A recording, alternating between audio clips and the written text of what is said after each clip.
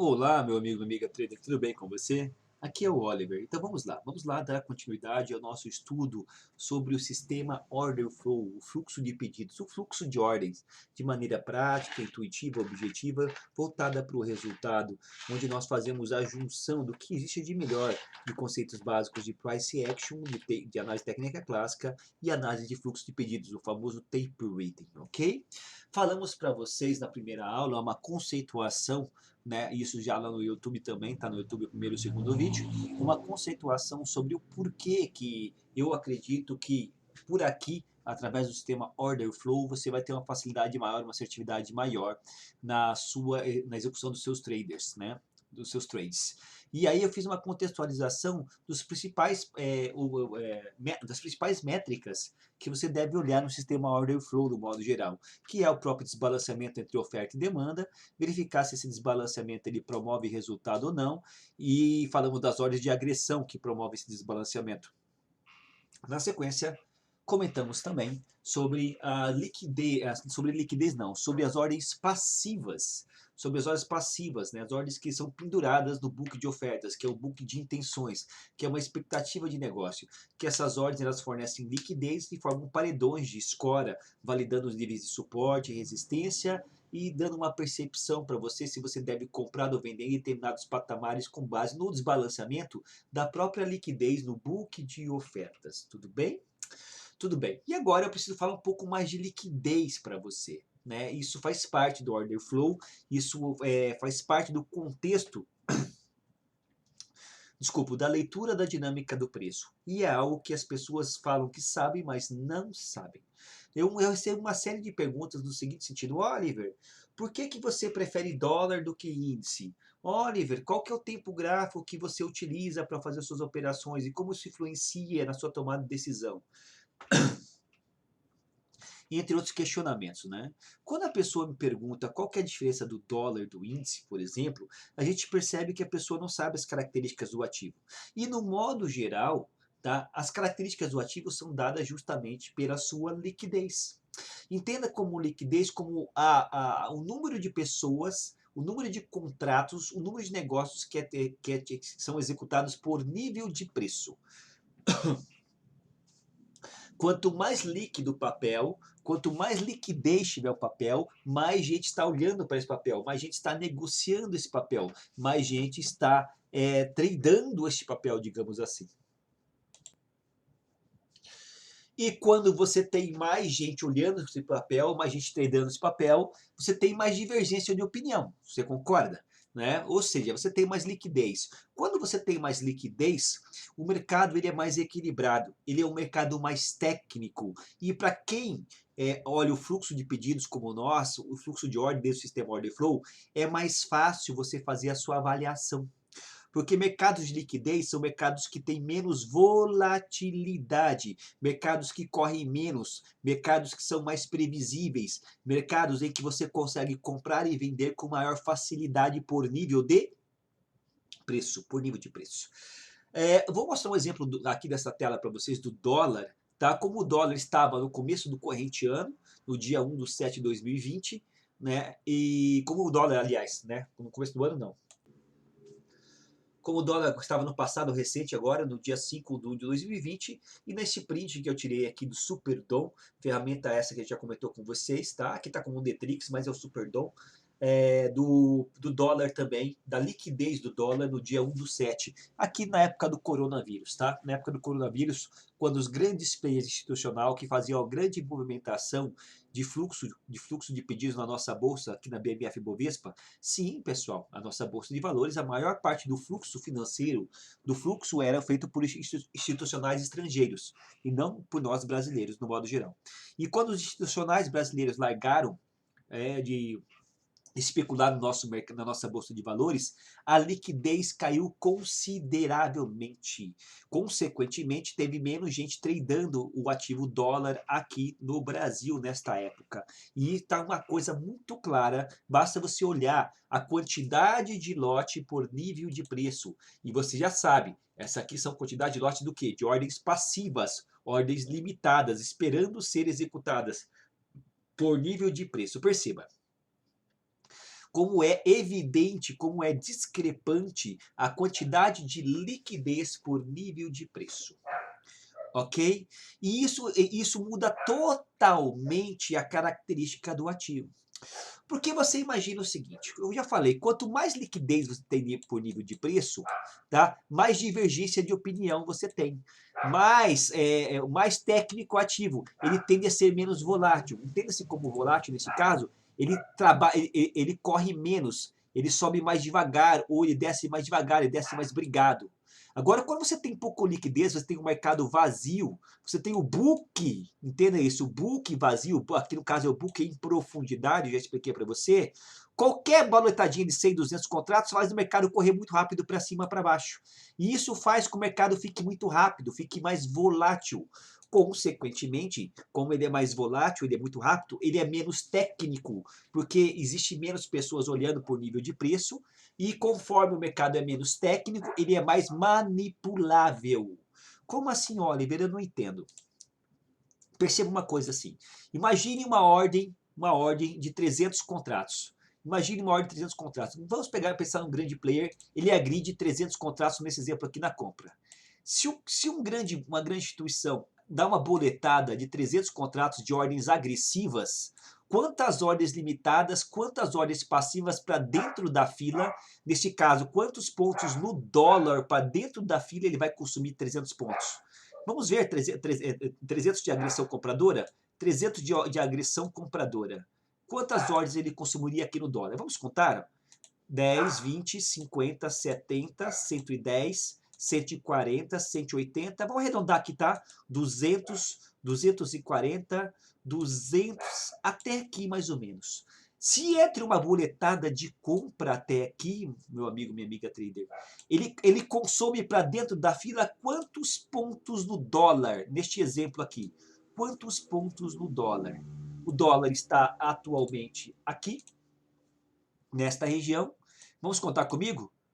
1, 2, 3, 4, 5, 6, 7 pontos no dólar. Uma única boletada, uma única agressão forte consumiu 7 pontos para dentro da fila do dólar. Se você é trader e já tem um pouco mais de experiência e você está com o seu stop um pouquinho para trás, você entra vendendo nesta região, consequentemente uma única agressão vai fazer o mercado dar uma estilingada para cima e fazendo com que ele pegue o teu stop, que ele fique mais volátil. Consequentemente, mercados mais voláteis balançam mais e, consequentemente, o stop fica mais caro também. E é o mercado menos técnico, porque esse grande player ele tem poder, ele sozinho consegue manipular o mercado, ele consegue jogar o mercado para onde quiser, ele sabe onde está o seu stop, ele sabe que você, com base na análise técnica clássica, coloca o stop, por exemplo, você entra vendendo aqui, e aí você pegou, vendeu aqui, você vendeu nessa posição, ele sabe que o teu stop vai estar no topo anterior, ele sabe que você vai colocar teu stop aqui. E daí o que ele faz? Ele busca a tua liquidez, te estopa e devolve o preço. Ele consegue manipular o mercado, porque tem pouca liquidez por nível de preço, consequentemente o mercado fica mais manipulável, menos técnico, mais volátil, o stop fica mais caro e fazer leitura de pedidos é mais difícil. Como assim, Oliver? Imagina o seguinte, lembra que nós comentamos na segunda aula desta série em que, neste exemplo aqui, ó, se o comprador chega nesta região para ele consumir esse paredão de liquidez, o que ele vai ter que fazer? Lembra que nós falamos na segunda aula? Ele vai ter que agredir, ele vai ter que mostrar força, disposição para consumir todo esse paredão de liquidez, pois aqui tem muitas ordens limitadas, tem muitas ordens passivas esperando ser consumidas por ordens agressivas de compra. Tá? E se ele não tiver força suficiente, ele não consegue romper esse paredão. E daí quando ele chega aqui, se realmente ele tiver força e se realmente ele tiver intenção, ele vai ter que agredir. E ele vai ter que agredir com porrada, com ordem grande, com boletada de 100, 200, 300 contratos para poder consumir esse paredão de liquidez, senão o preço não sobe. E quando ele faz isso, ele declara a manifestação da intenção dele. E essas ordens grandes, de maneira sucessiva e continuada, vão aparecer aonde? Aonde que aparecem as agressões de compra e de venda? Qual ferramenta que mostra isso para a gente? Lá no Times in Trades, o Times in Sales. Você entende? Então, quando o mercado tem mais liquidez, a manifestação da vontade, do direcionamento do preço, ela é mais evidente, justamente quando, e principalmente nessas regiões. Fica muito claro quando começa a entrar a agressão compradora de maneira sucessiva e continuada, mostrando a real intenção em consumir essa score ou não. Então, consequentemente, você tem uma visão mais técnica do mercado, da entrada de fluxo. Da entrada de fluxo. Outra coisa, para e pensa. Você sabe, eu expliquei na outra aula para você, que no mercado que tem muita liquidez, uma região dessa aqui acaba sendo uma grande resistência. Se o preço está subindo nesse exemplo e está testando essa região aqui, ó, é uma grande resistência, certo? Digamos que você vende. Você quer vender aqui por um motivo, se o preço chega aqui, começa a tradição de venda, tem parceria na venda aqui, tem liquidez, tem um grande score aqui, você vende junto. Você vende junto. Aonde que, obviamente, logicamente, tecnicamente, é mais fácil você alocar o seu stop. Aonde você colocaria o seu stop? Aí, Oliver, cara, depois que você me explicou aquela aula, fica fácil, cara. É por óbvio, né? Se eu quiser colocar um stop técnico, um stop protegido, eu vou colocar o stop aqui atrás, em alguma região atrás desse paredão de liquidez. Porque, tecnicamente falando, é onde eu tenho a maior chance de não ser estopado, agora que eu vendi nesta posição aqui. Exatamente, meu amigo trader, exatamente. Então, fica mais claro, perceba, olha a diferença de você tradar mercados líquidos, mercados com grande quantidade de pessoas tradando, né, com grandes quantidades de ordens passivas por nível de preço. Se você percebeu que o mercado ele é mais técnico, ele é menos volátil, ele é mais fácil de fazer a leitura, é mais fácil para perceber a entrada de fluxo real e é mais fácil para você identificar paredões de liquidez e mais fácil de você alocar o seu stop de maneira correta e técnica. Olha que legal. É por isso que eu, Oliver, até no passado recente, eu preferia tradar o dólar do que o índice. Porque hoje, esse cenário atual do dólar é o cenário do índice. O índice ele é assim, ó. O índice ele é assim. Então, para quem tem mais conhecimento técnico, para quem tem uma visão de lei do order flow, prefere mercados mais técnicos, com maior liquidez, porque é mais fácil você fazer a sua leitura. A tua taxa de assertividade ela é maior, o teu grau de objetividade do trade é maior, sabe? Você pode ser violinado, pode ser estopado, é claro que pode, mas dentro de um grau de probabilidade para quem sabe o que está fazendo, mercados mais líquidos são mercados mais fáceis de se extrair dinheiro para nós pessoas físicas. Agora você entende porque o índice ele é um cavalo paraguaio que ele corre para qualquer lugar. Você entende como o índice ele tem um grau de subjetividade maior, você fica com um grau de aleatoriedade maior, porque ele é manipulável, porque ele tem pouca liquidez, porque ele corre muito rápido, ele não respeita pontos de stop pré-determinados, tecnicamente falando. Mas hoje o dólar aqui no Brasil, ele está com este cenário. Então está ruim tradar dólar, fazer leitura de fluxo de dólar no Brasil atualmente. Eu não sei quando você vai estar vendo esse vídeo. Eu estou gravando esse vídeo para você. Aqui, deixa eu ver para não falar bobagem. No dia 14 de agosto de 2020. E o mercado de dólar no Brasil para o mercado de futuros está terrível. Está terrível. Tudo bem? Então, é isso que eu estou falando para você. Então, se você perceba que a liquidez, ela muda tudo. Tudo, a sua visão técnica operacional, a alocação do seu stop, o tamanho da sua mão, né? Enfim, uma série de coisas. Tudo bem? Então, agora para te terminar, como que você, me diga no mercado como esse aqui, ó, aonde você colocaria teu stop aqui, se você entrasse comprando e vendendo? Aonde que você tem um paredão de liquidez para poder te ajudar? Você entende? Numa situação dessa, com pouco lote na tela, fazer leitura de fluxo é totalmente inviável. É totalmente inviável. Daí você acaba voltando para os padrões de padrões de subjetividade do price action. Ah, porque defendeu aqui, agora se o preço volta nessa região, como no histórico passado ele defendeu, ele tende a defender de volta. E daí você vai ficar procurando figuras de dojis, Morningstar, golfos de alta e de baixa. Mas, se você tem um mercado líquido, se você tem um mercado menos volátil, mais técnico, para quem sabe o que está fazendo, a sua taxa de assertividade é maior e a probabilidade de você extrair dinheiro com segurança é maior. Tudo bem, gente? Ficou claro? Isso você precisa entender, essa questão da liquidez. Porque aí isso te ajuda a você perceber o quê? O desbalanceamento entre oferta e demanda. Uma das coisas que nós fazemos, vocês vão aprender comigo no Order Flow, é ver justamente quando o comprador chega numa situação dessa, ver se ele vai continuar a agredir e com que força ele agride. E se o preço vai ter a relação esforço versus resultado. Se essa agressão compradora que está tendo aqui, deixa eu pegar outra cor. Se essa agressão compradora, ela está conseguindo consumir esta liquidez. Se o esforço comprador, a força compradora, está promovendo resultado na continuação do movimento altista quando ele aparece isso aqui. Tá? E qual que é o jogo? O jogo é justamente isso. É você perceber a interação entre as agressões de compra, as ordens agressivas e as ordens limitadas, as ordens passivas. Porque as ordens passivas são que fornecem liquidez, são que freiam o ímpeto dos comprados. E nesse cabo de guerra entre esforço versus resultado, onde um agride, o outro renova lote, ou o outro cancela lote, é que o preço desloca. Tudo bem?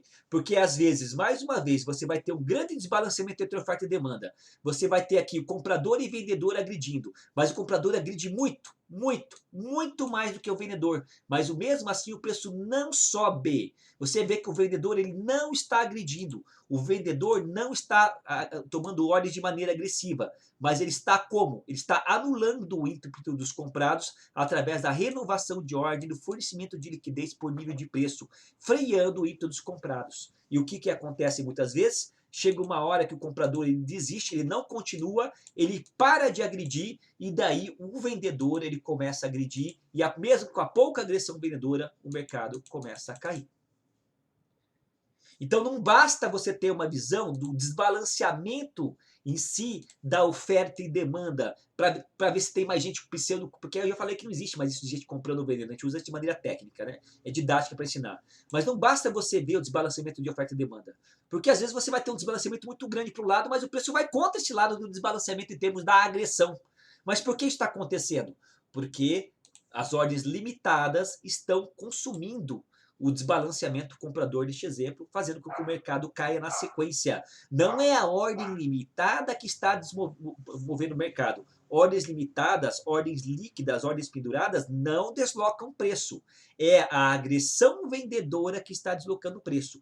Aí você percebe, Oliver, cara, mas está tendo muito mais agressão compradora. Aí você percebe, o comprador ele só trabalha em uma ponta. O comprador só trabalha agredindo, agredindo, agredindo, agredindo, mas ele não calça o preço, ele não renova lote, ele não fornece liquidez, ele não faz paredão de escora.